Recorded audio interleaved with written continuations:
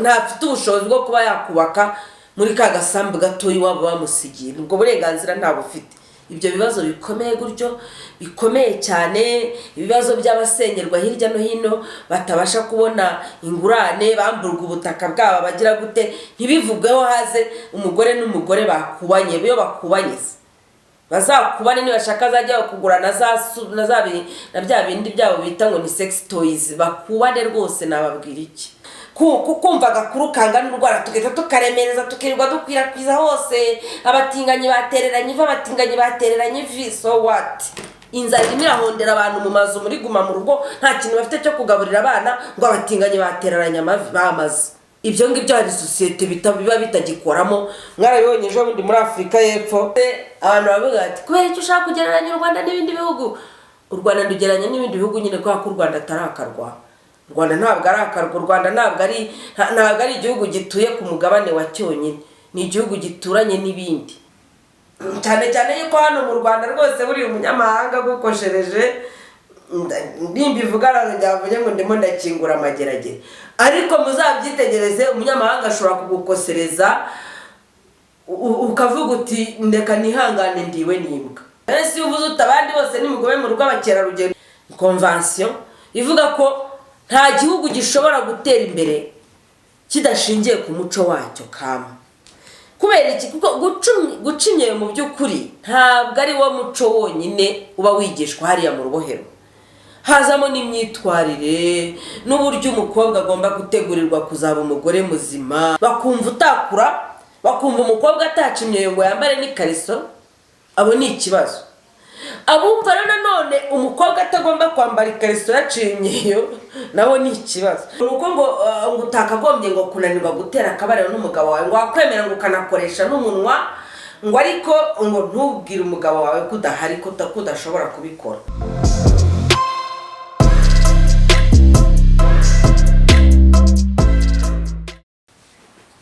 Bonjour ou bonsoir selon l'occasion. Bonjour les amis, bonjour les frères et sœurs. Nizere ko mumeze neza, amahoro n'urukundo by'Imana ishobora byose biri kumwe namwe igihe cyose. Mu barasta turavuga ngo Rastafari, undi tukavuga ngo one love, peace and love. Ubwo biterwa nuko ubyumva. Ushobora guhita uvuga uti uriya ni umurasta wa Yesu utagira dread, ariko ushobora kubona n'umuntu ufite dread atari rasta. Nuko nguko bimeze. Ntabwo Rastafarism ari ku mutwe. Rastafarism ni ku mutima. Nagarutse rero ngo tuganire mu gice cya kabiri cy'ikiganiro twari twatangiye, hanyuma dutangira nyine tureba uburyo abantu bahobagizwa, uburyo abantu bashyirwa mu kintu umuntu yavuga ko njye nakisi kuzimu pe.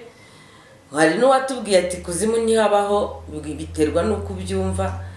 Njye kuri njyewe uyu umuntu wese uri mu kintu kimeze nk'ubujiji, ikintu cyo gupfundikirwa ubwenge ugasanga burapfundikiye, ntushaka kumenya iriva n'irizima, aho niho nita kuzimu. Mu ijuru nkabona ko ni hahandi naba hari umucyo kuri buri kintu cyose. Umuntu akumva ko ibiba, ibitambuka, ibihita, ibigudukorerwa bikaba ari ibintu tugiramo uruhare, haba mu kubyemera ko bidukorerwa, haba no kwemeranya nabyo nubwo wenda byaba byadukorewe tutemeranya nabyo. Sinzi niba aho ngaho turi bwumvikane.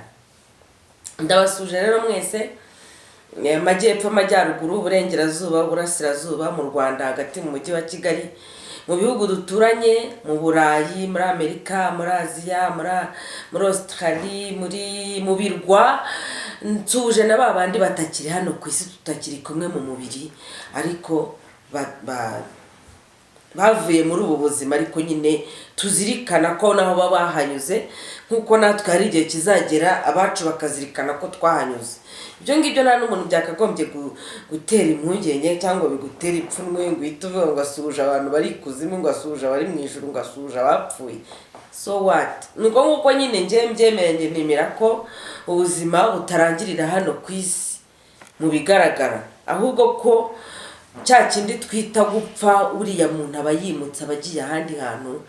Nuko nguko nyine twabisanze, cyangwa se nuko dukurikije n'inyandiko zimwe na zimwe zigenda zibisobanura, right? Kuko ushobora kuvuga uti kutarapfa bibwiwe n'iki, ariko dufite abahanuzi n'intumwa bagiye babitubwiraho, batubwira ko mu by'ukuri ubuzima butarangirira hano. Mu by'ukuri ariyo suje ubwayo yabyutse impaka nyinshi. Bamwe bakavuga bati igihe Satani yashukaga abantu yababwiye ko nibaziryaho batazapfa, niyo mpamvu bamwe bapfa bakanga kwemera yuko baba bapfuye nyagupfa. Undi nawe akaba yazana iyindi argument akavuga ati reka da, buriya kwemeza abantu ko baba bapfuye ni ukubahemukira, ni ugutuma babaho hano ku isi badategura igihe kizaza cyangwa se ubuzima bw'ejo hazaza n'ubuzima bazabamo nyuma y'urupfu. C'est possible. Gutegura ubuzima bwawe bw'ahazaza cyangwa se ubuzima uzabamo nyuma y'urupfu ntabwo byakagombye kuba ari ikintu gikaze cya big deal, ahubwo cyakagombye kuba ari ikintu abantu benshi bemeranya, bitewe nuko utemera ijuru n'ukuzimu yemera yuko kameme hazabaho incarnation, wenda n'urugero, cyangwa reincarnation.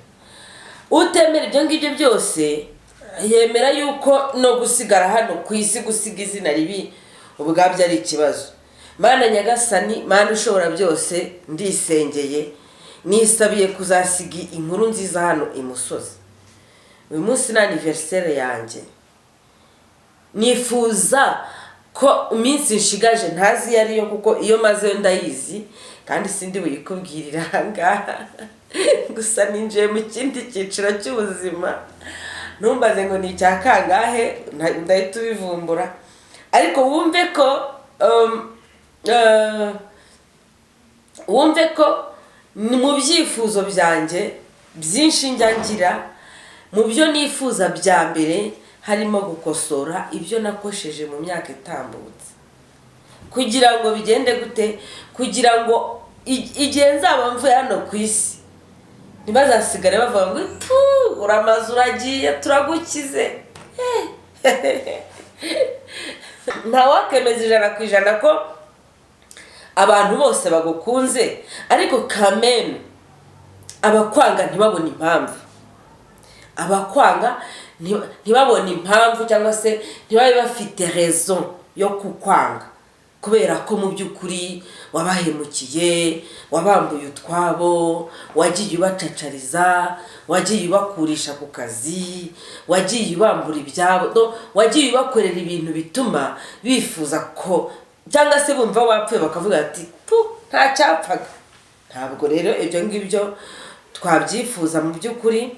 Niyo mpamvu buriya abantu b'uruhu rwera baturusha ibintu byinshi, kandi mu bintu byinshi baturusha n'icyo ngicyo.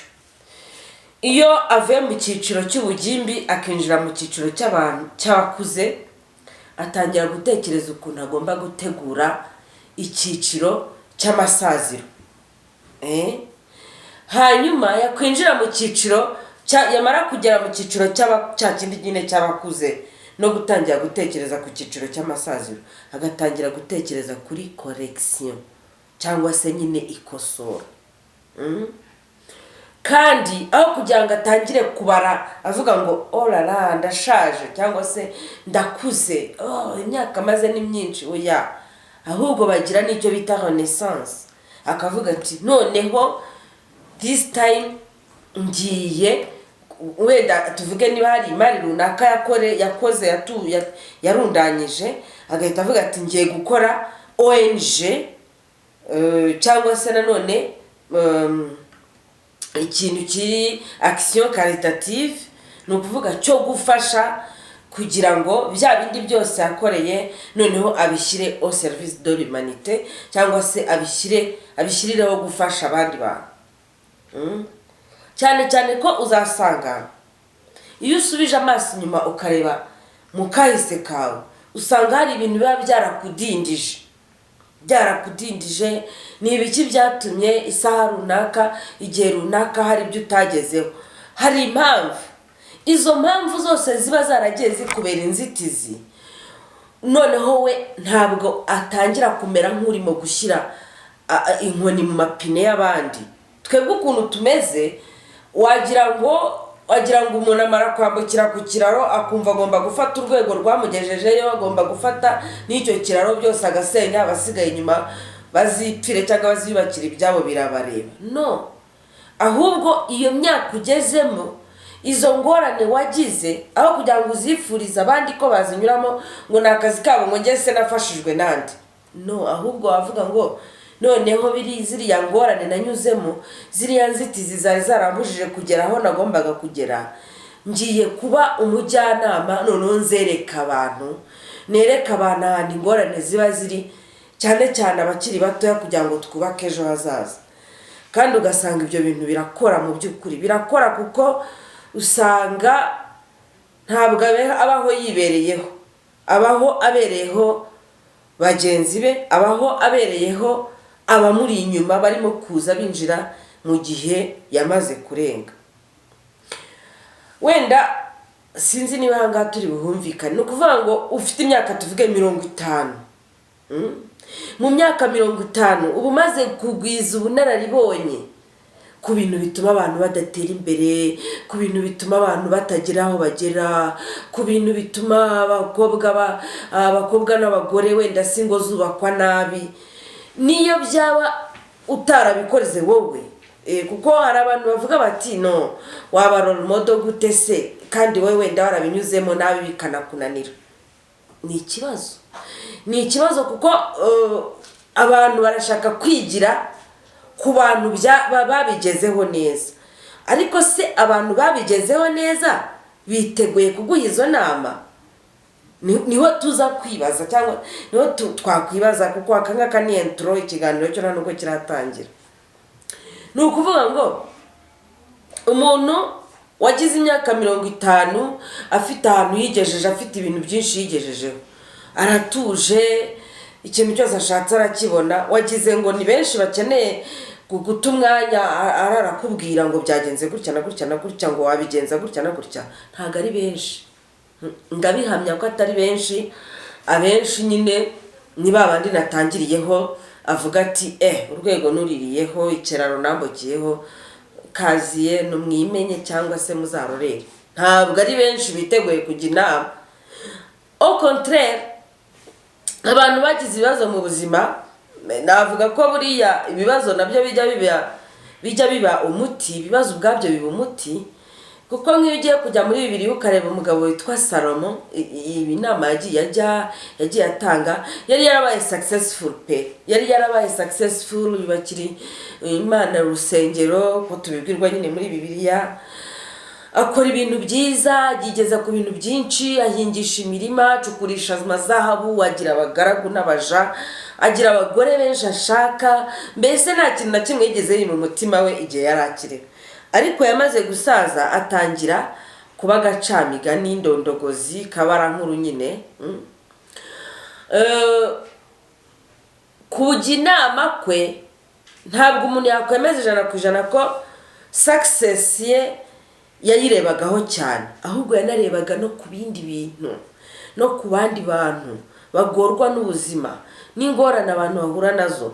Aravuga ati ngomba kugira abantu inama, ngomba gusiga ngiriye abantu inama, cyane cyane ko iyo mpano yaranayifite, yari yarayisabye kera cyane akiri mu bwana, yisabiye Imana ubwenge kandi Imana irabumuha.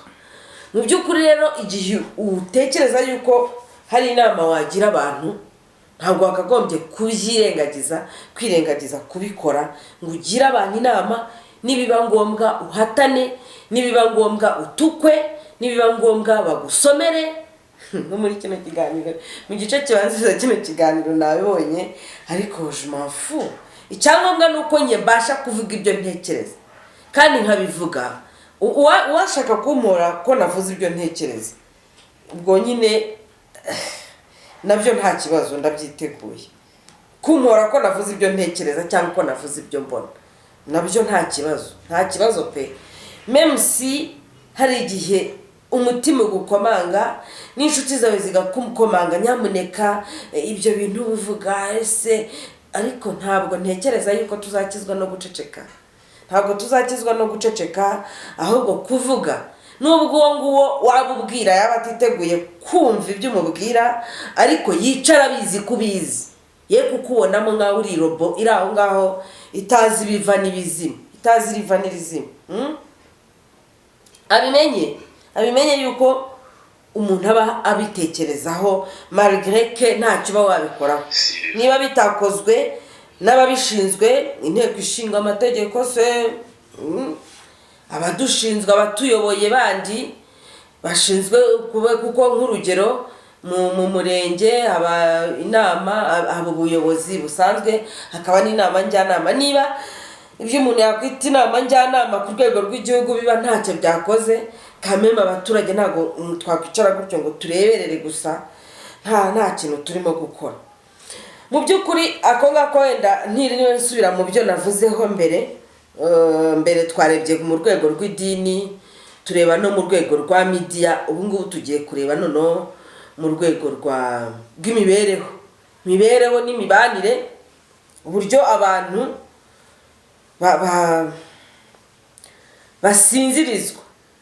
basinzirizwa bagashaka kwerekwa utuntu turi aho ngaho. Umuntu atavuga ko, ntabwo navuga ko tudafite icyo dutwaye, kuko nk'ikintu ngiye kuvugaho kirakomeye pe, ikintu cyitwa ubutinganyi ntabwo ari ikintu cyoroshye, kuko urebye imbaraga gishyirwamo, ukareba uburyo gishyirwamo amafaranga n'imiryango mpuzamahanga, ukareba uburyo media nyine iba yagize gutya, ikaba ari byo irilizinga, donc ikaba ari byo igaburira rubanda. Inkuru zivuga kuri icyo kintu ugasanga zahawe rugari, zahawe ikaze, zashyizwe highlight, abantu bose nibyo bari kuvugaho. Haba hari ikintu kibyihishe inyuma. Ni iki kiba kibyihishe inyuma rero? Kiba kibyihishe inyuma nta kindi, sibyo? Ni ukuvuga ngo za issue zikomeye, bya bibazo bikomeye by'umuryango, ingo zirimo gusenyuka, abana barimo gutwara inda zitateguwe, abana b'abasore barimo guta amashuri, abasore n'inkumi barimo kugenda basazira mu ngo barabuze uko bashaka. Ibyo byose byakabaye ari byo biraza abantu inshinga, ahubwo babireke bajye kumenya umugore wapfukamiye undi mugore akamuterera ivi. Tuba ari byo tujya kurangariraho, twe kubona ko abagore n'abagabo, kuko icyo gihe ntabwo baba bakiri abasore n'inkumi, tujye tubyumvikana.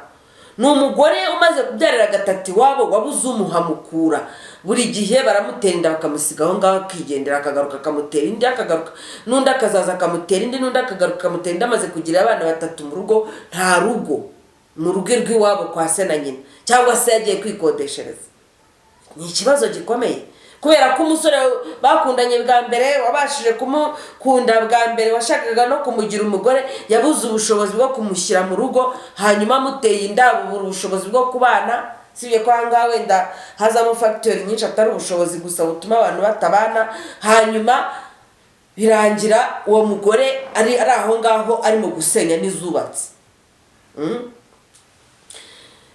Abasore baseri basaza, akaba iwabo nyine, akazagera agashaka kageta, akajya agakodesha amafaranga nayo atabasha kuboneka, kubera ko ntafite ubushobozi bwo kuba yakubaka muri ka gasambu gatoya iwabo bamusigiye. Ubwo burenganzira ntabwo ufite.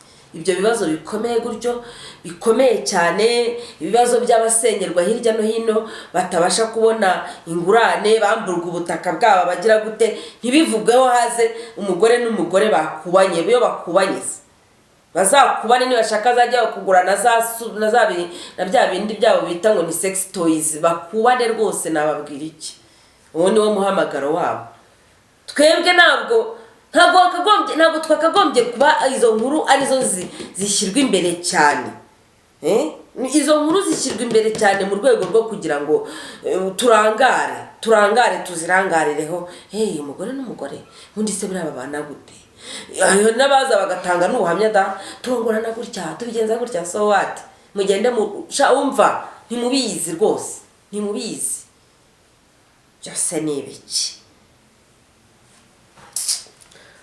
Noneho ugasanga ikintu gikomeye cyane bakagombye kuba banatekerezaho cyangwa se abantu bagafata umwanya bakakijyanaho inama bakakoranya ibiganiro cyangwa se bagakoresha n'izo zumu bakavuga kuri icyo kintu gikomeye cy'umuryango urimo usenyuka abantu bareba kigahinduka kigamera nk'aho kibaye zero kuko ngo hari umugabo n'undi mugabo batinganye kandi nabo ngo ni mu burenganzira bwabo gutingana kwanyu mujye mubimenya ko nta kintu ngiye bintwaye igisigaye ni ukumenya ngo twigisha abana bacu dute turabaha ubuhe burere mu ntangiriro guhera bafite imyaka 7, 8, 9, 10 kugira ngo bamenye reorientation sexuelle bakwiriye gufata kuko ntago harabavuga ngo niko ngo umuntu ngaba yararemwe ngo akisanga ngo gutyo ariko habamo na influence ya societe noneho rero ni ukuvuga ngo izo nkuru nizikomeza gukwirakwizwa zigakwirakwizwa tugumya tuzihererekanya mu magroupe ya WhatsApp na Facebook n'ibiki buri wese yumva ko ibyo bintu bitangaje ashira undi bitangira gute bitangira wumva ari bisanzwe ni bisanzwe nanjye ndimo ndavuga ko nta kintu bintwaye ntacyo bintwaye ariko nta nubwo mbifata nk'ari ibintu bisanzwe biri aho ngaho noneho uko tugenda twese muri societe twumva ko ari bisanzwe ko ntacyo bidutwaye niko tugenda noneho tubitorera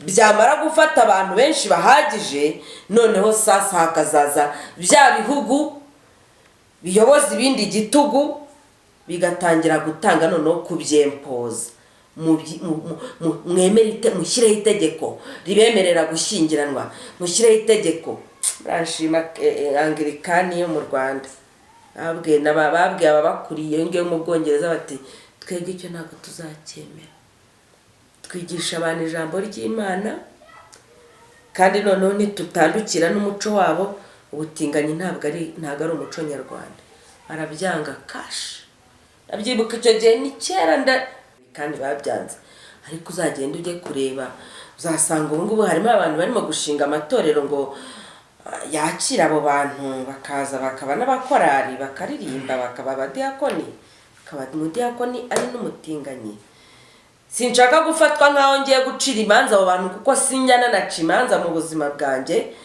ariko ku rundi ruhande ntabwo nabura kuvuga ko iki kintu kugifata ukacinjiza muri societe nyarwanda ukagiha rugari ukagiha ijambo ukacyoza ukagihanagura ukagisiga zahabu umbikana babiherekejwe n'ayo mafaranga ko mu by'ukuri abarimo gukora ibyo bintu barimo kugurisha roho z'abantu ikuzimu yego ndabivuze nanone uko ni ukugurisha roho z'abantu ikuzimu uko ni ugutuma abantu bareka kwizera bareka kwiringira Imana ishobora byose bakareka kubaho ubuzima bagenewe n'umuremyi bakareka kubaho ubuzima bagenewe na data wa twese uhoraho hanyuma bakabaho ubuzima barimo kugenerwa na ya nyamaswa inyamaswa ivugwa mu byahishuwe ntabwo ari inyamaswa nk'inyamaswa izi ngizi zo mu ishyamba ni ubutegetsi bwa gipolitiki bw'isi kandi igitangaje ubutegetsi bwa gipolitiki bw'isi ikizakubwira ubugome bwabwo Bibiliya iravuga ngo bufite ngo amahembe nk'ay'umwana w'intama ariko bugatontoma nk'intare bukanagira amajanja nk'ay'ingwe nk'ayaruko nuko mu by'ukuri ikizabakubwira niyo baje mu idini baraza bakakwangisha bakavuga ni nk'urugero bakazana nk'akantu kitwa ubukomunisiti bagahita kuvuga ngo ubukomunisiti ngo icyo gihe ngo bwari bumeze nabi ngo burimo ngo kubuza ngo abantu ngo kuba abakristu ngo ibiki n'ibiki ariko wazakurikira neza ugasanga nabo bashyigikiye kapitalisme ubu kapitalisite noneho bwa bukapitalisite bashyigikiye wabugereranya na bwa bukomunisiti barwanya ugasanga mu by'ukuri aho babashije kwanga kwakira iyo kapitalisme barakomeye bameze neza genda urebe muri za Aziya mu Bushinwa no mu Buyapani bagumanye communisme yabo bakaguma kuri socialisme twebwe turi kuryana, turi kumarana. Umuntu baramuhereza ibihumbi bingahe by'idolari agahita avuga ati buri cyumweru nzajya ndekura inkuru y'ubutinganyi, buri cyumweru ndekura inkuru y'ubutinganyi. Uko abantu bagenda banyweye ayo mazi rero y'izo nkuru ariyo nagereranya nayo na Apusinto. Kubera iki? Kuko turi muri monde capitaliste, ntabwo ushobora gutekereza ku bantu ugiye guha izo nkuru ngo bagirire imbabazi. Nta mbabazi ziba zihari aho ngaho, urumva? Ubwo icyo kintu ukabona kirimo kiragenda kiza buhoro buhoro nka virus, kiza buhoro buhoro. Ubwenge bw'abantu bukazafatwa amatekwa, ntazagira umuntu n'umwe uzatekereza yuko icyo kintu mu by'ukuri ari ikintu kibi. Ariko ni ikintu kibi mu buryo ki? Kuko ubutinganyi ushaka kuvuga uti ubundi se, nkuko natangiye mbivuga, ubundi se budutwaye iki? Ariko buragitwaye mu buryo bw'uko ni hahandi abantu bose baramutse badopsa uwo muco, ubwo nyine imiryango yasenyuka. Ariko urimagina ahantu nuvanga imiryango yasenyutse, se twaba tugifite igihugu? Ariko urimagina ahantu ushobora kuba uri kumwe na musaza wawe mu rugo, kumba ari mukeba wawe, umara kuva ku kazi we n'umugabo wawe bagasigara bari muri ayo, wowe witwa ngo wagiye gushakisha imibereho cyangwa wageze aho werekera. Musaza wawe muvukana cyangwa se umugabo akazana umwana aho ngaho w'umusore akavuga ati iwacu barabanye, uyu mwana ntago yaba hanze, dufite umuryango. Nawe ukavuga uti umwana w'umuhungu se hari ikibazo? Twamenyereye ko dusengerwa n'aba bakobwa, kumbe kuzaniye mukeba aho ngaho w'umukobwa nako w'umusore, aho ngaho ni mukeba wawe w'umusore muri kumwe. Urwo ni urugero rumwe rw'ibishobora kubaho cyangwa bya bifite naho byabaye. Ni ibintu nk'ubu ngubu uze kujya ku mbuga nkoranyambaga, nabonye aba YouTubers biharaje kuvuga ngo umugabo asanze ngo umugore ngo yacyuye indaya, ngo hanyuma ngo rurambikana ngo muri ruraka. Ariko nujya gukurikira neza ni games baba bakinnye, bimwe bimeze nka bimwe bya gitumo n'iki. Wajya kureba neza kuki ari byo bakina kandi kuki ari byo bibona views. Ni ukubera ko mu by'ukuri abagore mu Rwanda n'abakobwa basa nkaho umubare wabo amaze kuba deborda.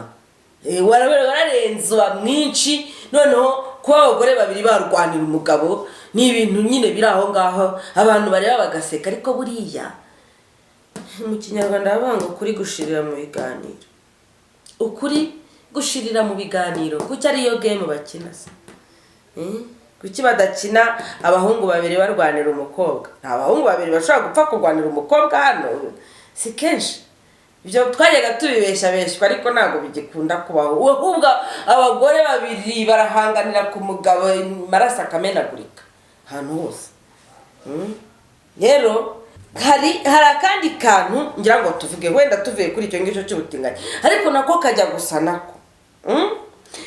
Ari umudamu umwe nibuka amazina ye, reka ndeko nanditse, amwita Karitanyi Juliette. Mu kinyamakuru cyitwa Bwiza, uyu mudamu ngo afite umuryango uharanira uburenganzira bwa kiremwamuntu. Yanditse rero ngo asaba ko UN nyine rya shami ry'umuryango w'abibumbye ryaca umuco wo guca imyeyo. Guca umuco wo guca imyeyo. None se we yemeza ko ngo uyu muco ubangamira umugore, umubabaza n'ibindi, ariko akiyibagiza yuko hari n'ababikunda cyangwa se ababishaka cyangwa se banabikora bazi inyungu zabyo. Noneho akiyibagiza yuko mu by'ukuri tugiye muri etymology cyangwa se tugiye mu gikorwa nyirizina cyo guca imyeyo, ntabwo iyo twigisha guca imyeyo ari byo byonyine twigisha. Icyo ngicyo cyo rwose, ahubwo abantu baharanira umuco nyarwanda bashaka ukuntu bishyira hamwe nabo bandika indi baruwa isaba ko icyo kintu isaba ko ONU itakwivanga mu muco nyarwanda ngo ize kuwurimbura, kuko twabonye uburyo bwo kurimbura umuco w'abantu icyo biza gutanga. None ibi bintu biraza bikikubita ukibaza amaherezo yabyo. UN yonyine niyo mu ishami ry'umuryango, mu ishami ryayo ryitwa UNESCO, muri za 2005 basohoye itangazo cyangwa se convention ivuga ko nta gihugu gishobora gutera imbere kidashingiye ku muco wacyo kama. Kubera iki? Kuko gucinye mu by'ukuri ntabwo ari wo muco wonyine uba wigishwa hariya mu rubohero. Hazamo n'imyitwarire n'uburyo umukobwa agomba gutegurirwa kuzaba umugore muzima, kuzubahana n'umugabo. Je dis bien kubahana n'umugabo, kuko hano uvuze kubaha umugabo gusa, ahubwo aho kugira ngo tuvuge ngo twaca umuco wo gucimye, hakagombye ngo gutekerezwa uburyo habaho n'urubohero rw'abahungu. Abakobwa bakagira urubohero n'abahungu bakagira urubohero. Bajya bakorana bridal shower, bagakorana groom shower. Umukobwa akagirwa inama z'ukuntu azubaka urugo, n'umuhungu akazigirwa. Kuko mu by'ukuri iyo ugiye kureba usanga ni kuba ingo zirimo gusenyuka, cyangwa se tutabona n'ingo zirimo kubakwa, cyangwa se n'abantu batazi mu by'ukuri aho bashobora kwerekeza umuryango, ku buryo umuryango umuntu asigare bakavuga ati Mana yanjye, umuryango usigaye nzapfa nzakira simbizi. Ni nka kanyoni karitse ku nzira. Biterwa n'iki? Biterwa n'uko umuco wacu wa Kinyarwanda bamwe bawufata nkaho uri statique, kutagomba gukura, kugomba kuguma aho ngaho umeze nk'ikidendezi cy'amazi kitajya gikura. Abandi bakawufata nkaho wakagombye no kurimburwa ugakurwaho.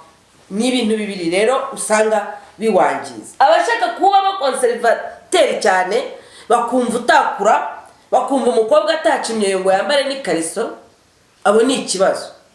Abumva rero none umukobwa atagomba kwambara ikariso yacimyeyo, nabo ni ikibazo. Nuvuga ngo hakagombye kujyamo hagati no hagati, tukamenya ngo umuco wacu turawukurikiza gute, ariko nanone turakomeza no mu iterambere gute. Kuko uburyo bwo gucimye bitakubabaje burahari. Ntabwo umuntu wese agomba kujya gucimye yari uko bagombye kujya kubabazwa nk'uko mbere byabaga bimeze. Ni ukuvuga ngo iyo ugiye ku isi hose mu bice bitandukanye by'isi, usanga hari uburyo butandukanye abantu bagira mu muco n'ibintu bakorera ku mubiri wabo. Abagira imyinongotore, abagira imyotso. Twabonye abo mu bwoko bw'abamorsi, umuntu yagereranya n'abamasayi. Muri Kenya bakurura iminwa agashyiramo ikidasesa, ugasanga urumwo rugeze gutyo n'amatwi byose agakurura gutyo. Ndumva nta mu masayi urandikira oni ngo asabe ko uwo muco ucibwa, kuko buri wese cyakora wenda igitwa mutilation génitale cyo bakivuga kenshi ko kigomba gucika, kandi nanjye nshyigikiye ko rwose umuntu wangiza imyanya ndangagitsina y'abagore mu izina ry'umuco akwiriye kwamagana. Ariko gucimya yo ntabwo ari ukuyangiza, ahubwo ni ukuyifasha kuba myiza kurushaho. Ni ukuyifasha kuba myiza kurushaho. Kuvuga rero ngo umugore ngo ashishikarizwa gushimisha umugabo, byo nibishaka binabe byo, ariko twemeranye kuri iki. Twemeranye ko iyo umukobwa yahawe ibyo myigishirize imushishikariza kuzaba umugore mwiza, n'ibyo byo guca imyeyo bikazamo, no kuzashimisha umugabo byose bikazamo, biragoye kumufata noneho ngo umudeviye, kuko biriya byose twahereyeho by'ubutinganyi babyita deviation sexuelle. Biragoye kumudeviya ngo ajye gutangira noneho kujya guseriva abandi bagore. Nkaba ntekereza rero yuko ibi ngibi habiramutse byemewe Juliet akumvirwa, twaba turimo korora noneho abandi batinganyi benshi batumva ko bafite inshingano zo kuzubaka umuryango mwiza, batumva ko bafite inshingano zo kuzashimisha abo bashakanye nabo bagasigara bavuga bati ubundi se ndajya gushaka umugore utarigeze yigishwa kubaka urugo, mushakaho iki? Ubwo ni hahandi nyine ubutinganyi bubonye intebe, cyangwa nyine buhawe rugari. Hari ikindi rero, ubundi reka nibwirire n'abandi batekereza yuko umuco wo guca imyeyo wakagombye gucika. Mu by'ukuri higishwamo ibintu byinshi birimo kwitangira umuryango, kwihangana, kutarambirwa, kuzubaka urugo azubahanamo n'umugabo, kutadohoka ku ntego n'ibindi. Ni byinshi rero mu by'ukuri. Hano navuga ko turebye kuri biriya bintu byose twagiye tubwirwa, harimo ikintu bita guhirika ikibuye. Nabyo harimo ikintu bita guhirika ikibuye. Abaturage barebe ubutinganyi. Ubu ngubu twaheze mu ngo, twabuze n'ibyo kugaburira abana bacu, dutangire duhangayikishwe nuko umutinganyi yatereye undi ivi. Arewe, ibyo ngibyo hari sosiyete biba bitagikoramo. Mwarabibonye ejo bundi muri Afurika y'Epfo baravuze ngo tugiye, ngo inteko ishinga amategeko ngo igiye kwiga ngo ukuntu ngo umugore ngo yajya arongorwa n'abagabo benshi. Nta n'umwe wabyitayeho, ahubwo byarangiye n'ubundi myigaragambyo yagombaga kuba ibaye. Simvuze ngo hano mu Rwanda hano mu Rwanda ibyo byahaba, kuko ubona nyine turacyari muri icyo kintu cyo kumva agakuru kangana n'urwara tugahita tukaremereza tukirirwa dukwirakwiza hose. Abatinganyi batereranye ivi. So what? Inzara irimo irahondera abantu mu mazu, muri guma mu rugo, nta kintu bafite cyo kugaburira abana, ngo abatinganyi batereranye amavi bamaze bakoze. Kandi ibi ngibi biterwa n'iki? Biterwa n'amafaranga. Biravugwa ko ubutinganyi ngo burimo amafaranga menshi cyane. Abatinganyi munyihanganira ababirimo n'abakibirimo n'ababishaka kubijyamo, numva ngo birimo opportunité nyinshi, birimo na opportunité zo kujya mu bihugu byo hanze, birimo amafaranga ku buryo niyo ugaragaye nk'utabushyigikiye ushobora guhezwa ugashyirwa ku gatebe.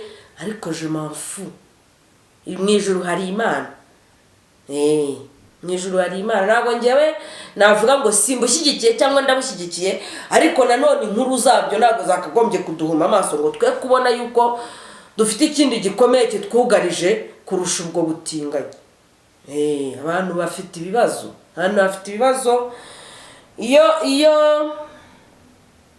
iyo turebye ku bihombo byose twagize kubera ibi bintu bya covid, ubwayo ni ikibazo, ni icyorezo dukwiriye kwirinda. Ariko se nanone ko wumva hirya no hino, ubu noneho mu Bwongereza ngo barekuye, muri sinibuka n'ikindi gihugu bambwiye cyo kitigeze kinafunga, ni Sweden ngira ngo, Burundi, Tanzania. Iyo bivuze abantu bavuga ati kubera icyo ushaka kugereranya u Rwanda n'ibindi bihugu.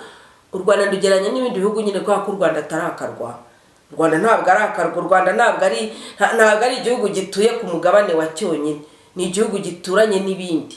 Rero niba leta itekereza koko kuturinda, ninarebe ku bantu baba bafite ubushobozi buke, abantu barya bavuye guca inshuro. Turabyumva ngo ko hari uburyo abantu bagira gutya bagafashwa bagahabwa ubufasha, ariko ntabwo bushobora kugera kuri bose. Hari naho butagera. Ariko ikibazo gikomeye, urebye ikibazo gikomeye nicyo ngicyo.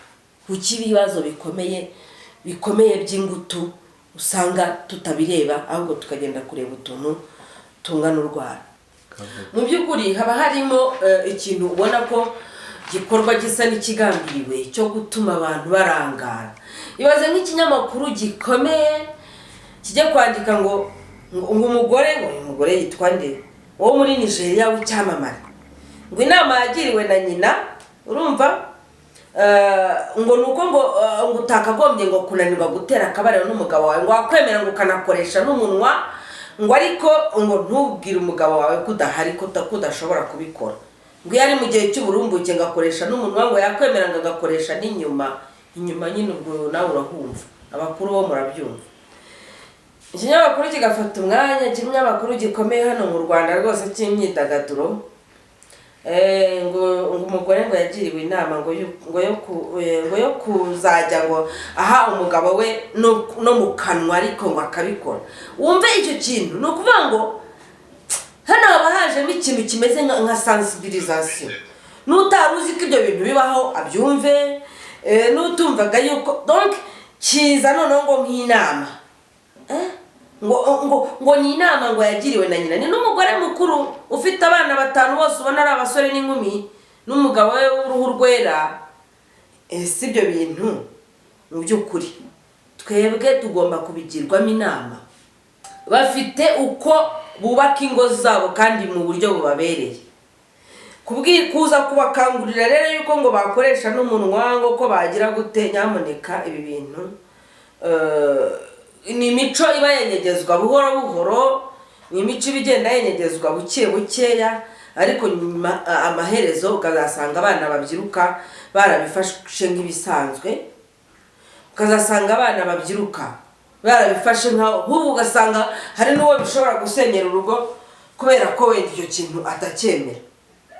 Ubundi Bibiliya iravuga ngo ntimugakoreshe imibiri ibyo itagenewe. Niba rero ariko nk'uko Bibiliya ibivuga, kandi abakristo, abanyarwanda benshi tukaba tuzi ko ari abakristo, warangiza ukajya gushaka uri umukristokazi utiteguye gukora icyo kintu cyo mu kanwa, ubwo se urumva uzumvikana n'umugabo? Ahubwo ibi ngibi nibyo ngira ngo byasenye ingo kurushaho. Ibaze ngo nakemera ngo ngatanga no mu kanwa ngo cyangwa ngo no mu kibuno, ngo ariko ngo nsimbwira umugabo yuko ntari buboneke, ngo ko ntari bumushimisha iryo joro. Wallahi Imana idutabare, Imana idutabare, tubeho ubuzima mu by'ukuri twemeranya nabwo nk'abanyarwanda. Kandi noneho niharamuka hagize n'ibyo bintu by'imico bigenda byinjiramo, kuko hano nge mba mfite impungenge. Ni hahandi twisanga ufite nk'abana b'abakobwa ukabona bakunda gusurwa n'abandi bakobwa, ukishima ukavuga uti abana banjye ntibiyandarika mu bandi basore, kumbi babyendana bya sex toys bararangizanyije n'ibyo ngibyo. N'abahungu bikaboko, nawe ukaba uzi ngo utunze abahungu mu nzu, kumbi utunze abagore. Kubera iki? Kubera imico igenda nyine yandukira ikongera.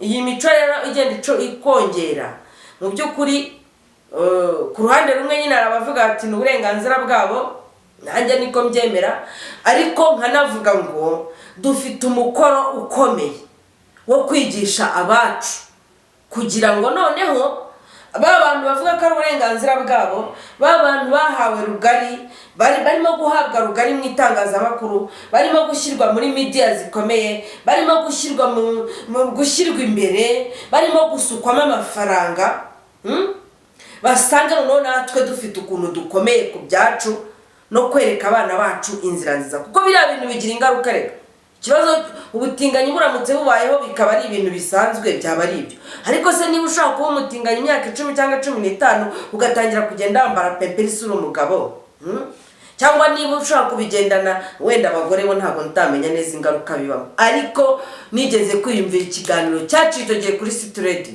bavuga ukuntu byanduramo indwara y'agakoko gatera sida. Agakoko gatera sida kanduriramo ku rugero rwisumbuye ugereranyije n'indi mibonano isanzwe. Ni ukuvuga rero ngo dufite umukoro ukomeye wo kubwira noneho sasa urubyiruko rwacu, abana bacu, abo dushaka gutabara tukabatabara, ntibazabijyemo, kuko hari n'abagiye babijyamo batabizi. Yari nk'akana k'agahungu k'imyaka 10 katanze ubuhamya, icyo gihe bwari n'ubwana bwinshi, bavuga ukuntu umuntu hari umuganga w'umuzungu, ni hari umupadiri wabafasha akajya birirwa batinga biza gutabuka barabivuga. Ntabwo tuzi ukuntu byarangiye, cyane cyane yuko hano mu Rwanda rwose buri umunyamahanga gukoshereje nimbivuga navuye ngo ndimo ndakingura amageragere. Ariko muzabyitegereze, umunyamahanga ashobora kugukosereza ukavuga uti ndeka nihangane ndiwe nimbwa.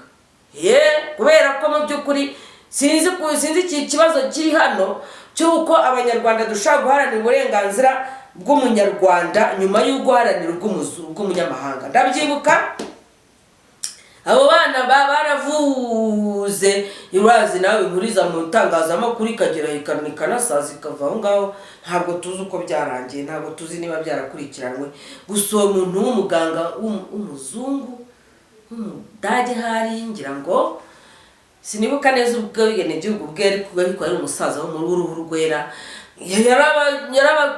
yarabagaguye da bakajya ngo abinjiramo birangira nta suite, donc ni affaire classée sans suite. Kubera iki? Kuko hano abantu benshi bamwe barabivuga abandi bakabihakana, ariko ni n'ibintu byigaragaza. Ese iyo uvuze utabandi bose nimugome mu rugo abakerarugendo. Kabashimire cyane mwese, turacyari kumwe, tuzakomeza gukora ibiganiro nk'ibi ngibi, tugende tuganira. Nugukanguka, kora subscribe, kora share, kanda like, twereke ko turi kumwe, uduhe igitekerezo, hanyuma dukomeze. Iyi ni iCan TV. Ciao ciao.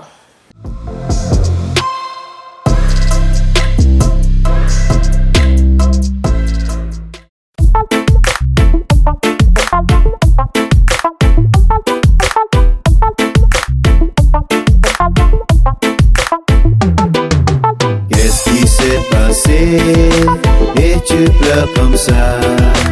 Il ne faut pas pleurer, un jour ça ira. Qu'est-ce qui s'est passé et tu pleures comme ça? Il ne faut pas pleurer, un jour ça ira. Ivyo bibazo bigutesha umutwe bizakemuka, nube turi Imana yonyine niyo nkuru shenge, niye duhe ingufu zo kurwanya umwanzi. Imana yonyine niyo nkuru shenge, niye duhe ingufu zo kurwanya umwanzi. Ibyo bibazo bigutesha umutwe bizakemuka, nube turi Imana. Ibyo bibazo bigutesha umutwe bizakemuka, nube turi Imana. Ngahihanagure amarira yawe, utagira usenge iyakuremye. Ngahihanagure amarira yawe, utagira usenge iyakuremye. Qu'est-ce qui s'est passé et tu pleures comme ça? Il ne faut pas pleurer, un jour ça ira. Qu'est-ce qui s'est passé et tu pleures comme ça? Il ne faut pas pleurer, un jour ça ira.